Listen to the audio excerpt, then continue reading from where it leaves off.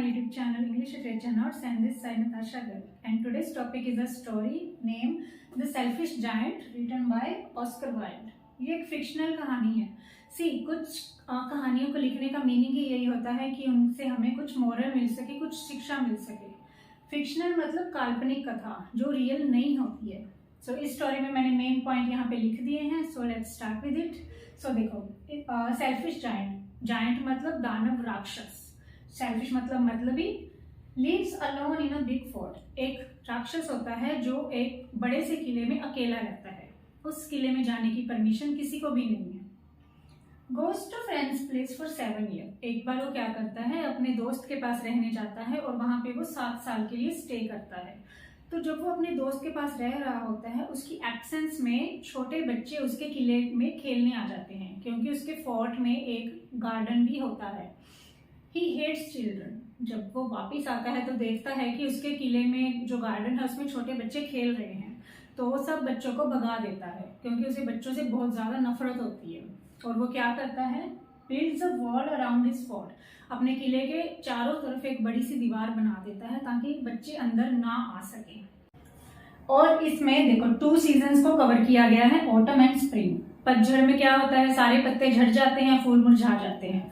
और स्प्रिंग यानी कि बसंत ऋतु में फिर से फूल खिल जाते हैं और पेड़ों पे नए पत्ते आ जाते हैं। तो वहां भी वैसा ही हुआ।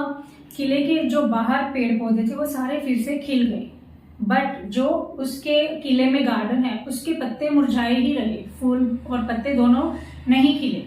तो वो जब अपने कमरे में से देखता है कि किले के बाहर तो सारे पेड़ पौधे खिल गए, बट उसके किले में जो गार्डन है वो मुरझाया ही है। तो वो सोचता है कि ऐसा हो। तभी उसकी अचानक नजर पड़ती है छोटे बच्चों पर। जो उसने दीवार बनाई थी उसमें एक छोटी सी विंडो रख दी थी। उस विंडो में से छोटे बच्चे अंदर खेलने आ जाते हैं। जैसे ही बच्चे अंदर खेलने आते हैं तो जो वो पेड़ पौधे मुरझाए होते हैं वो फिर से खिलने लगते हैं। तो उसको समझ आ जाता है कि बच्चों के कारण ही पेड़ पौधे मुरझाए हुए थे। बच्चों के दोबारा वापस लौट आने से, बच्चों के खिलखिलाने से पेड़ पौधे भी खिल गए हैं।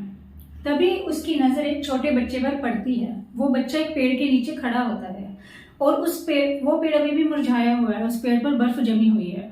तो वो क्या करता है, बच्चे के पास जाता है, उसको गोद में उठाता है और बच्चे को पेड़ के ऊपर बिठा देता है। जैसे ही वो उस छोटे बच्चे को पेड़ के ऊपर बिठाता है, वो पेड़ फिर से खिल जाता है, उस पे नए पत्ते आने लग जाते हैं। तो उसको समझ आ जाती है कि बच्चों से प्यार करना चाहिए, नफरत भी, कि अगर हम बच्चों से प्यार करेंगे तो ही हमारा एटमॉस्फेयर भी खुशनुमा होगा।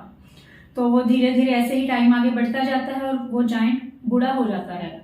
एक दिन वो बच्चों को खेलते हुए देख रहा होता है गार्डन में, अपने ही गार्डन में खेलते हुए देख रहा होता है, और सडनली उसको ध्यान आता है कि वो छोटा बच्चा दिख नहीं रहा कहीं, वही छोटा बच्चा जिसको उसने पेड़ पे बिठाया था।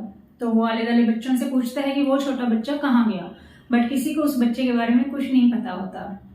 तो सडनली वो बच्चा फिर से वहां आ जाता है, बट उस बच्चे के हाथों और पैरों पे जख्मों के निशान होते हैं।